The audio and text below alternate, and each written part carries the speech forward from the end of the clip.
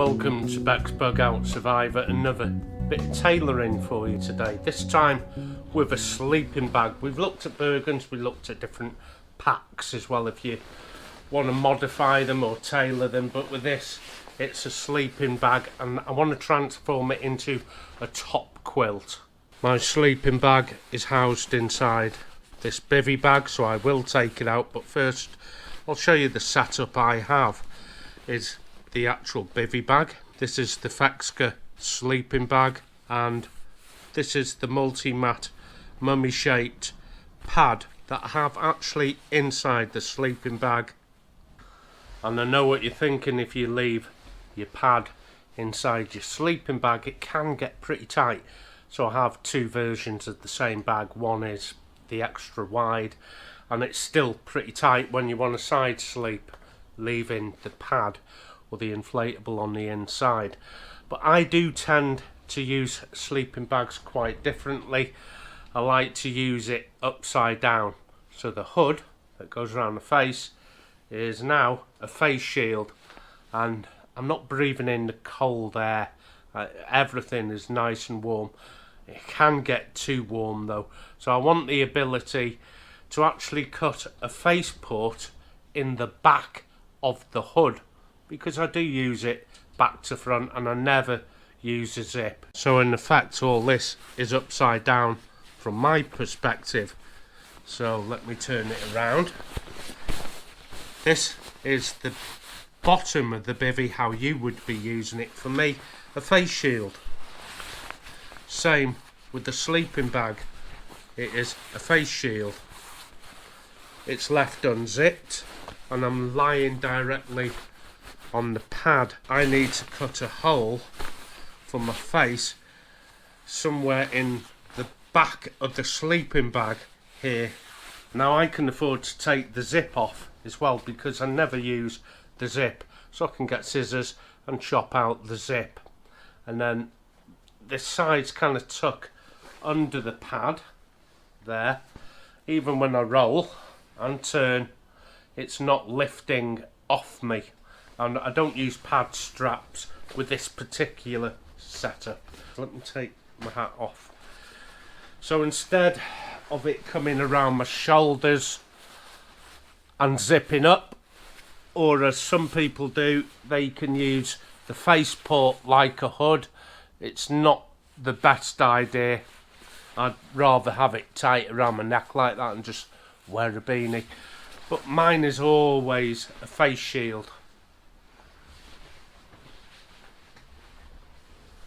I'm not breathing in all that cold air. The minute you start breathing in all that cold air, all your vital organs, your heart and your lungs are performing double duty, trying to warm that cold air, which is why I like in very, very cold weather to have this just like a face shield. The hood, wearing it back to front, and I can use it like a duvet like this. I don't have to zip myself in or out. No worries about a zip. I just put my feet in the bottom, turned upside down over my head. But on them occasions I do want a little more airflow. I do want to cut a hole in here big enough for my head to go through and get some grow grain, which I've got, and then build a cinch toddle that goes around my neck, so there'll be no hood.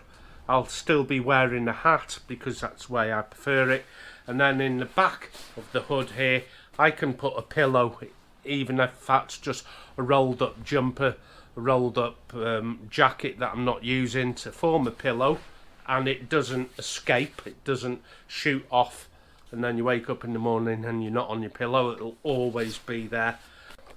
Bring in my little box of tricks here, tape measure should it be required. This is almost, looks like the standard grow grain British Army use, actually, the old pattern 90.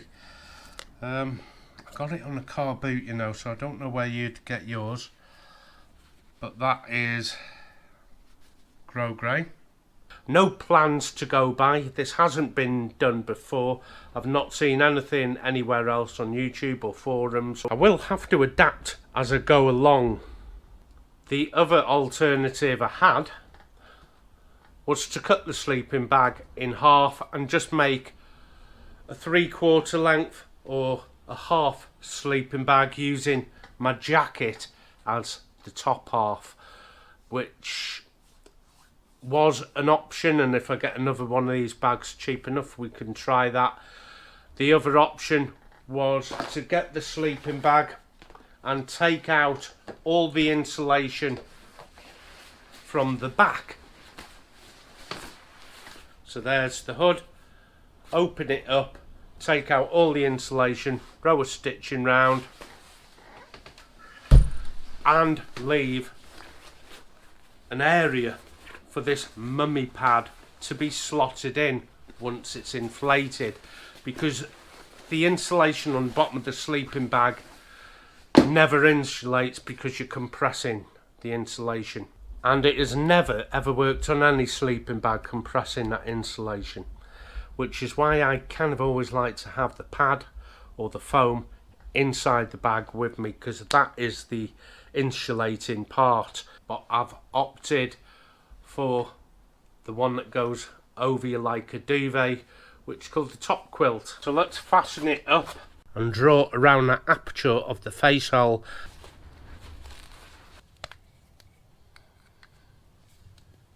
Just want to gently mark the area that will need to be cut on the reverse side.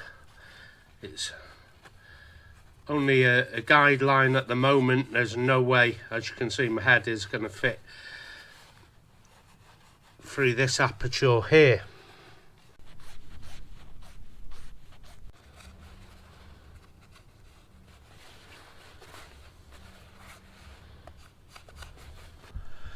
So for now, that has given me a template to work with. I'm cutting it small and then increase the cut. So I marked out where I need to cut using the existing faceport of the sleeping bag. I then brought in a cereal bowl, laid that over, drew around that. Somebody did suggest I use proper tailoring scissors and absolutely went berserk with me in the comment section. Well, I'm not a professional tailor, so I've no intention of spending over 100 UK pounds on a pair of scissors. I can tell you that right now. I'm just a guy like you with a camera, with an idea, and at the end of the video we'll see if it works. That's all it is. But at least I can make a start by making a hole.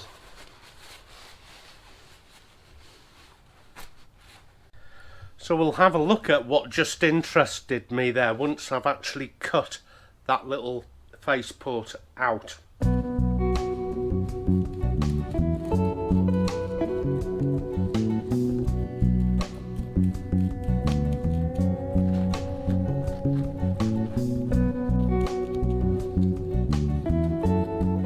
At this point in the proceedings, I'm just using any scissors just to get the inner layer and the insulation removed, and if I can help it, I want to keep the outside, or what is going to be the outside, the former back of the head, intact. So I'm only removing one layer and the insulation. So I'll cut out a very small piece to begin with. As you can see, I'm never going to get my head through there. Start small, we'll increase it after. So what did I find quite interesting here?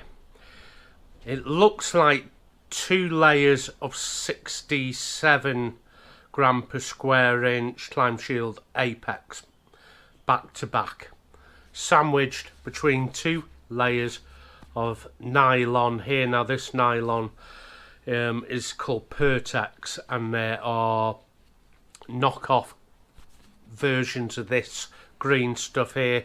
Some people call it Paratex, Paralex, but it's always Thnx. Now between the 2 layers of the insulation here is a breathable barrier. This breathable barrier is also seen in the Corinthians sleeping bags, and this little barrier between two layers. They're calling Thermoflex, and I often wondered what it would look like, what's so special about the Corinthia Thermoflex that it's such an industry secret. Well, wonder no more. There's a version of it here. I shouldn't imagine this is Thermoflex, but because everything else in the Thnx clone sleeping bag is that similar, I should imagine the Thermoflex is similar too. You are going to have 2 layers of Thnx. This green stuff, you'll have a layer on the inside and a layer on the outside like this. Now the 2 parts of insulation are not actually sewn.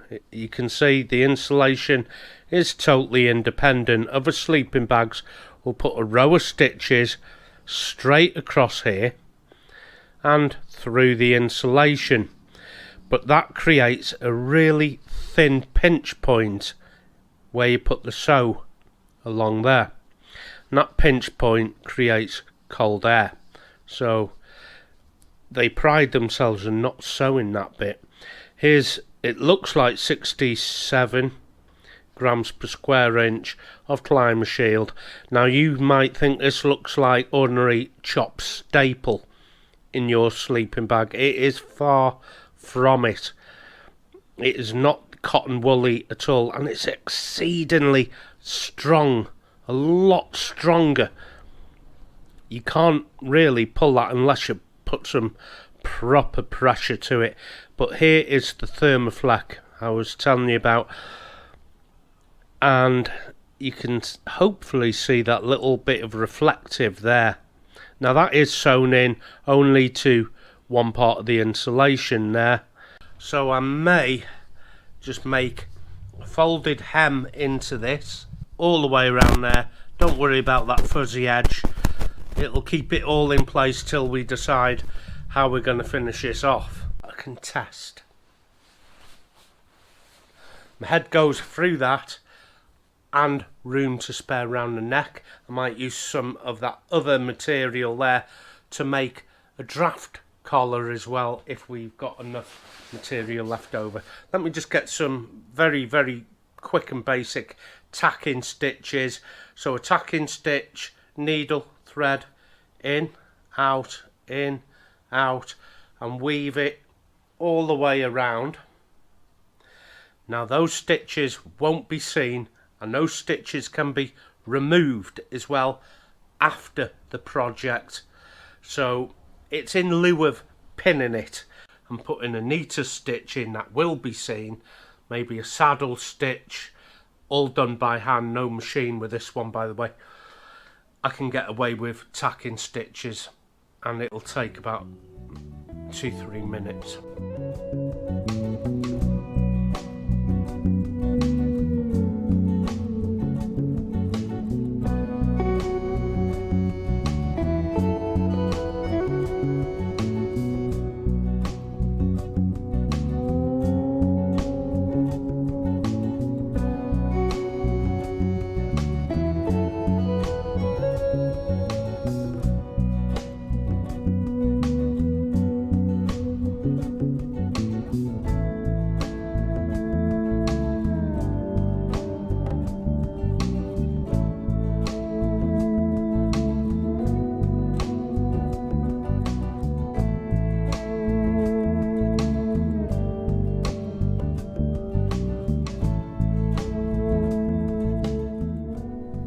A row of tacking stitches all the way around there. I've introduced a grosgrain. That is going to work quite well if I can make a neat enough stitch. Now this outer part here, which is the former back of the hood, I don't want to cut to the same size. The hole here has to be inset a lot smaller because that needs to be folded over to cover up the tacking stitches, or I can remove the tacking stitches as I go, and that will create a kind of a hem. Then introduce the grosgrain, and sandwich everything together, and I'll be putting some very neat back stitches through all of that. Like I said, got to play this by ear. There's no pattern to this. What I want to do is make a rolled hem on this loose bit of fabric. That's just folded it backwards on itself, and I fold it again to cover up them tacking stitches and stitch between where my thumbs are here, ensuring I pinch some of this white insulation. Then I add the grosgrain, which not only neatens it up, it gives a channel for the cord to run, and it'll look like that. Okay, we've got rain on the roof. That's what you can hear there. Where that needle has come out is about 1/8 of an inch, or about 4mm down from the rolled hem. That way I can keep a perfectly straight line. Make a rolled hem, cover up them tacking stitches. Remember, I'm not going through to this side here where my finger is, just pinching that insulation. Needle's gone in behind the thread and out in front of it, then pull the needle through, and that is just repeated, and it leaves quite a neat little stitch. Now when this needle comes out, I'm bringing it to about 4mm where that hem is, where I've rolled it over. Try one of these guys here. Now it's a hair clip, but they are great for fabric. I was going to buy some fabric clips. These work amazing.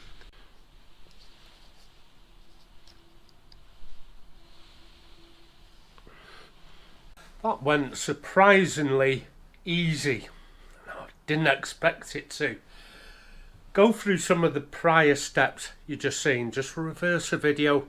Make sure you're up to speed with where we are with this.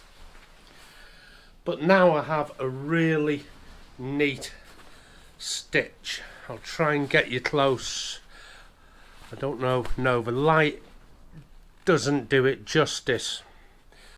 So this is how formerly the sleeping bag looked, unmodified, and if I turn around,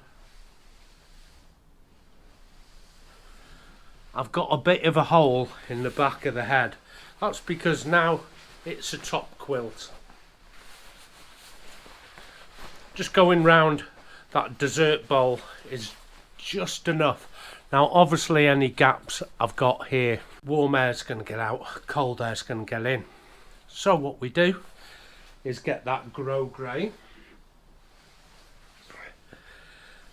allow some, take this off, get the grosgrain and stitch this on. All that stitching there was so the paracord doesn't tangle up with the insulation and pull it all out. And I made the stitches pretty small, back stitching and then forward stitching. The grosgrain here I'm going to put on either side. It's not going to, I'll try and make it as neat as I can, but I have to leave room in this grosgrain here to fit a paracord all the way around.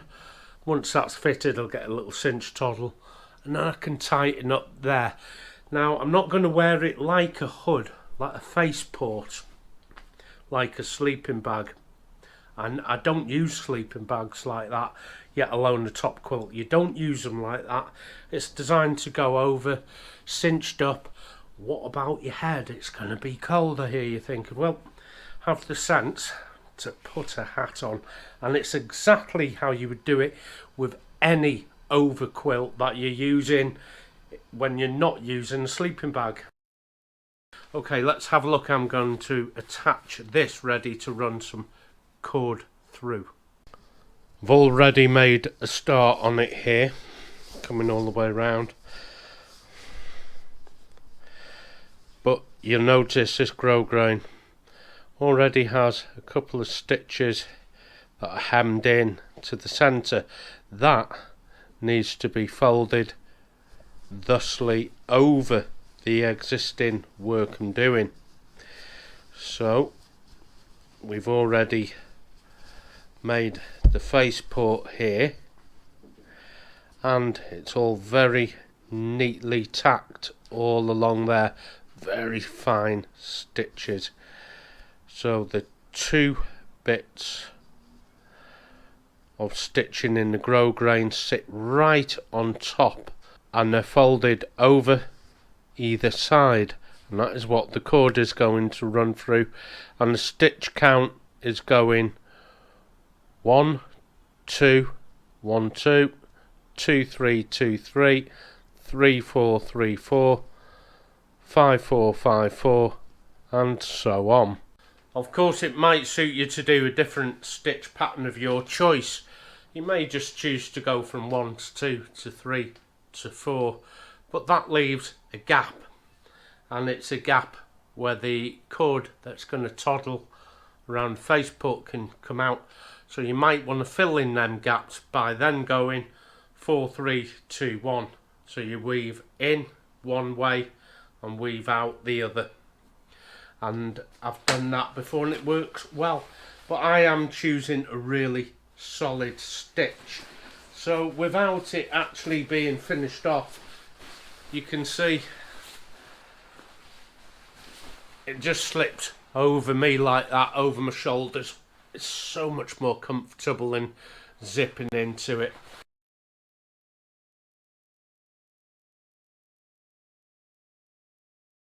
How much time we got? 3-4 minutes.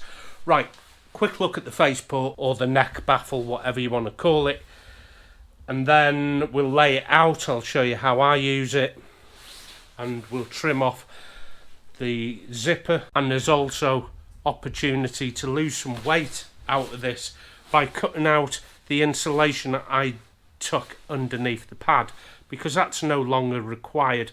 That might have to be a different video, however, but I am toying with that idea. It should be simple enough. Right, the faceport, neck baffle, whatever you want to call it. Let's have a look at the finished article. Here it is, all finished off. You can get a jacket or a jumper and fill in the top part here that used to be the hood, which is now a pillow section. Now that is not going to move. The grosgrain is on, and I've made stitches all the way around. We come to the front, I loaded up some cord, a knot in either end, and I can cinch this tight.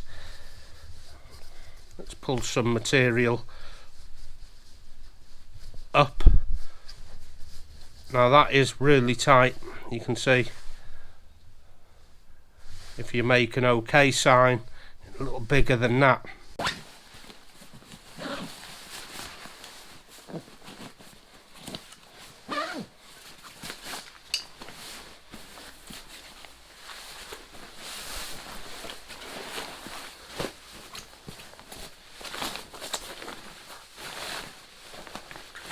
I just want to remove the air pad because it is absolutely key to show you what is going on.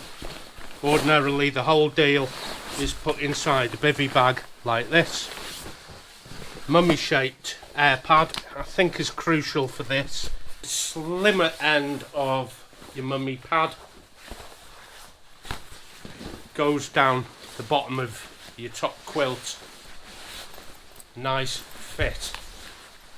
Get the head end of your mummy pad, tuck it into the former hood, and that is it, my friends. That is it. It's simple as that. When you want to get in and out, just take it off the pad and flick that back, and I roll the bivvy bag with the top quilt and pad in place, put a strap around it and put it on the shoulder sling.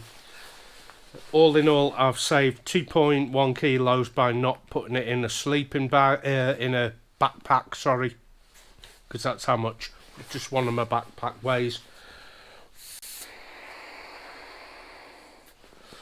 food and water can go on a webbing with pouches. I have a pouch at the back for the cook set and the food, and a water bottle pouch on either side. Sleep system, including this poncho, which is both to waterproof me as I'm walking, and a head basher inside this, so I'm warm, dry, well fed. Any bits and pieces I want, I've got pockets. Alternatively, separate all the components, put them in your pack. There's a rumour going round the internet, and has been for the past year or so, maybe 2 years, blowing in an air pad makes it mouldy on the inside. Round about the same time I heard that rumour, I saw the invention of the pump sack. A sack that you inflate so you're not breathing into it. So I contacted the manufacturers who make these pads. Obviously there's Xped, there's Multimat, Thermarest, a few companies. I think I contacted 4 of the companies, got replies, emails from 3 out of the 4. The 3 out of the 4 said it is baloney, absolute baloney. It's not the reason why you don't blow in a pad. The reason you don't blow in the pad is your breath is warm and the air is cold and it contracts and you lose air. So you've got to blow it up again in the middle of the night. That is the reason you do not use your breath. Unless, of course, you don't mind before bedtime putting in another 2 breaths right before you go to sleep, and it'll be fine until the sun comes up.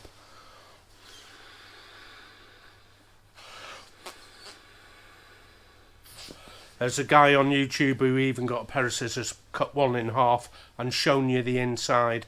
There was no mould. There can't be. But each to their own. Right, I've put air in that. I'm ready to get in. I'm going to put this outside, and when I come back in, get some scissors to take the zip off, have a very quick look at if I can lose some more weight from the insulation that gets tucked under this pad that I've just blown up. I could save a little more weight there, but I don't want to do that on this episode because we're right out of time almost.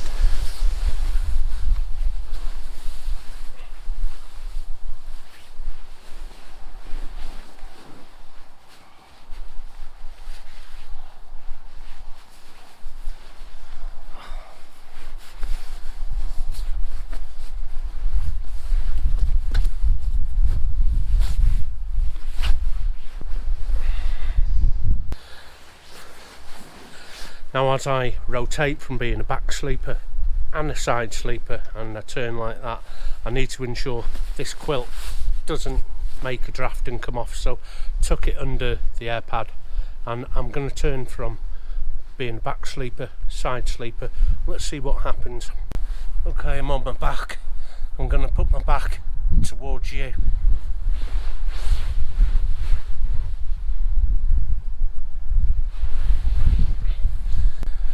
Great thing is we're not having a hood. The hood would always be facing upwards, but my head would be sideways. I'd have my face buried into the hood like this with a big air gap, provided I put my hat on, which is here, and I'm going to be inside the bivvy anyway, or a tent.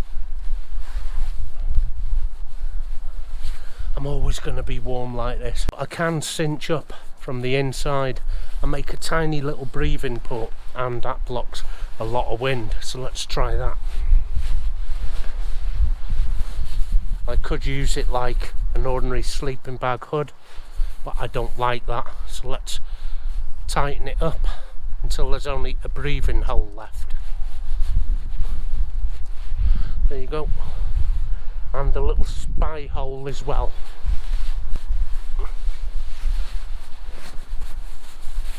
And return it to its former position, which I prefer like this, unless it's bitterly cold.